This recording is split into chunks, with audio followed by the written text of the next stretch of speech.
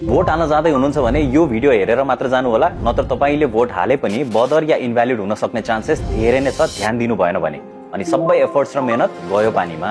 यो निर्वाचनमा तपाईले दुईटा मतपत्रमा भोट हाल्नुपर्ने हुन्छ। एउटा प्रत्यक्ष या व्यक्तिलाई जुन चाहिँ सेतो पानामा रातोमा अक्षर या चिन्ह भएको हुन्छ, र अर्को समानुपातिक या पार्टीलाई जुन चाहिँ सेतो पानामा कालो अक्षर या चिन्ह भएको हुन्छ। सो दुईटा पानामा तपाईले अलग अलग भोट हालेर दुईटा अलग मतपेटिका या ब्यालेटमा खसाल्नु पर्ने हुन्छ है। अब ध्यान चाहिँ के कुरामा दिनुपर्छ त भन्दाखेरि तपाईले भोट गर्दा जुन भनेको स्वस्तिक चिन्ह छाप हाल्दाखेरि एउटा निर्वाचन चिन्हको साइडमा मात्र राख्नुपर्ने हुन्छ, टक्क मिलाएर बक्स भित्र।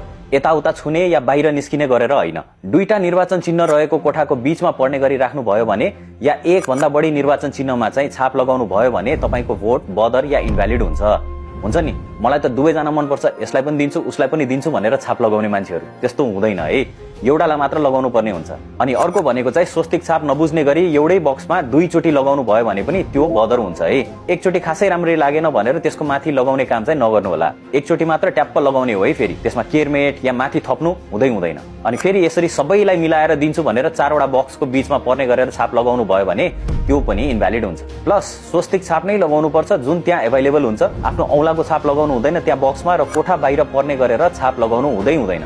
सबै बदर या इनभ्यालिड हुन्छ। च्यातिएको या मतपत्रको तल मतदान अधिकृतको सिग्नेचर छैन भने त्यो पेपर चाहिँ काउन्ट हुँदैन।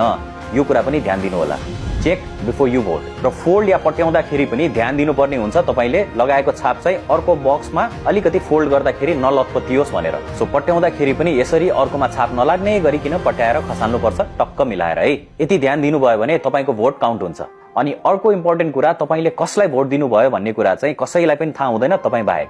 सो आइन धेरै प्रेसर हुन्छ यसमा, यसलाई दिनुपर्छ है भन्ने कुरा हुन्छ भन्ने, कसैले केही दिएको छ भने पनि मस्तले लिने, तर आत्माले रुचाएको मान्छे या पार्टीलाई चाहिँ भोट दिने, कसैको इन्फ्लुएन्समा नआइकिन। अनि बाहिर आएर तपाईले नै भनेकोमा दिएको हो नि भनेर आरामले बस्दा पनि भइहाल्यो। सो यसपालि चाहिँ एउटा जिम्मेवार नागरिक भएर भोट गर्नु होला, एकदमै बुझेर सम्झेर। जय नेपाल।